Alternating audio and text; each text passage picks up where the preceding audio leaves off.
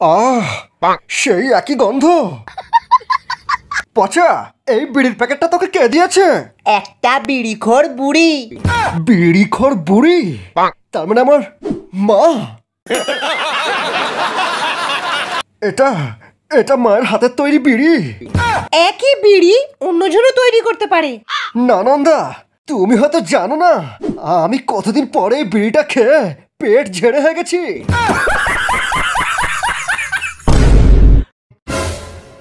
মা, মা, তুমি জানো যে আমি তোমার স্পেশাল বিড়ি ছাড়া কিছু খেতে পারি না মা। মা গো, আমাকে একবার তোমার স্পেশাল বিড়িটা খেতে দাও মা।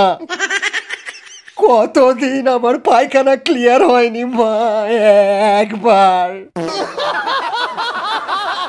মা, তুমি আর বাবা যখন হানিমুনে গিয়েছিলে তখন একটু খৈনি কিনতে গিয়ে আমার বাবা সিঁড়ি থেকে পা ফসকে পড়ে গিয়ে সেই জায়গায় চোট খেয়েছিল। এই কথা তুমি জানলে কেমন করে? কাল রাতে বাবা আমার স্বপ্নে এসে বলে গেছেন, আরো বলে গেছেন, বাবা আমার হওয়ার জন্য পাড়ার সমস্ত বিড়িখোরদেরকে একটা করে শান্তি বিড়ির প্যাকেট কিনে দেওয়ার মানত করেছিলেন, কিন্তু বাবা তা দেননি।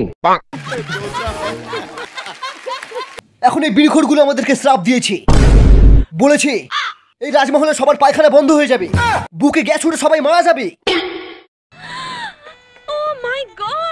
সারাদিনে কটা বিমল খাস? আরে বিমল খেলে মনে হবে পৃথিবীর সব নেশা ছেড়ে দিই। আরে আমি তো হাত দিয়ে যাওয়ার আগেই 10-15 প্যাকেট মেরে দিই। বাবা, আমার বাইকে তেল শেষ হয়ে গেছে। কাল তো 50 টাকা দিলাম। 50 টাকা? থু, শালা 50 টাকা তেল তো রাস্তার জামিতেই শেষ হয়ে যায়। পেট্রোলের দাম অনেক বেড়ে গেছে, তোকে আর বাইকই চালাতে দেবো না। আরে দরকার নেই তোমার বাইকের, আজ থেকে আমি টোটো কিনে চালাবো, নিজের টাকায় বাইক কিনবো।